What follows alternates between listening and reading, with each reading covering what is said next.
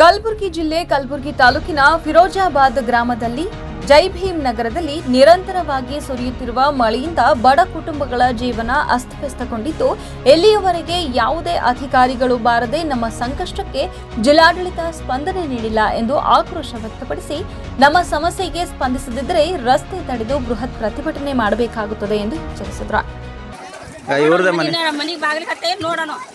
ನೀರು ಮನೆಗೆ ಹತ್ತವ್ರ ಒಳಗಂದ್ರೆ ಸಣ್ಣ ಸಣ್ಣ ಮಕ್ಕಳವ ಮಕ್ಕಬೇಕಿಲ್ಲಿ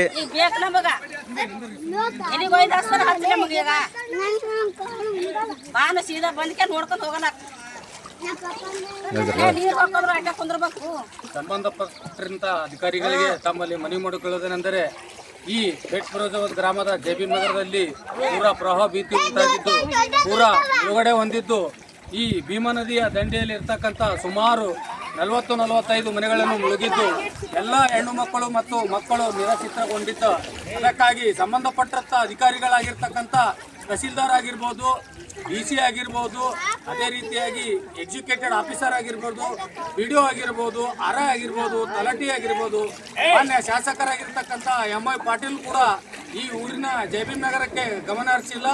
ಅದಕ್ಕಾಗಿ ದಯವಿಟ್ಟು ಈ ನಿರಾಶ್ರಿತರಿಗೆ ಪ್ರವಾಹ ಉಂಟಾಗಿರುವ ಭೀತಿಯನ್ನು ಒಡ್ಡಿಸಿ ಯಾವುದೇ ತರಹದ ಸಾಗಣೆ ಮತ್ತು ಶಿಫ್ಟ್ ಗಂಜಿ ಕೇಂದ್ರ ಮಾಡಿಲ್ಲ. ಅದಕ್ಕೋಸ್ಕರ ದಯವಿಟ್ಟು ಸಂಬಂಧಪಟ್ಟ ಅಧಿಕಾರಿಗಳು ಗಮನ ಹರಿಸಿದ ಹೋದರೆ ರಾಜ್ಯ ಹೆದ್ದಾರಿಯಲ್ಲಿ ಧರಣಿ ಸತ್ಯಾಗ್ರಹ ಮಾಡಿ ಚೆನ್ನಾಗಿ ಪಾಠ ಕಲಿಸಲಾಗುತ್ತದೆ. ದಯವಿಟ್ಟು ತಮ್ಮಲ್ಲಿ ವಿನಂತಿಸಿಕೊಳ್ಳೋದೇನೆಂದರೆ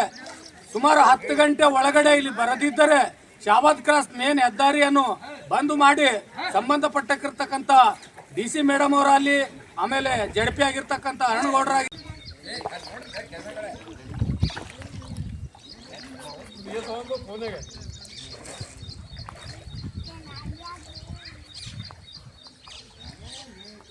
ಎಲ್ಲರೂ ಹೆಂಗಾರ ಮಾಡ್ರ ಕೈಯಾರ ಮಾಡಿದ್ರ ಗೋಡ ಇಲ್ಲ ಹಿಂಗೆ ಓಟ್ ಆಗ ಬರ್ತಾರಲ್ಲ ಅವ್ರು ತೋರ್ಸಮ್ಮ ಅಂತ ಹೊಳೆ ಬಂದಾಗ ಯಾರು ಬಂದಿಲ್ಲಪ್ಪ ಅಂತ ಕಿಸಿಂದ ನಾವು ಕ್ಯಾಮ್ರಾ ಬೇನೆ ಆಗಿಬಿಡು ನಮ್ಮ ಮೊಬೈಲ್ದಾಗ. ಹಾಂ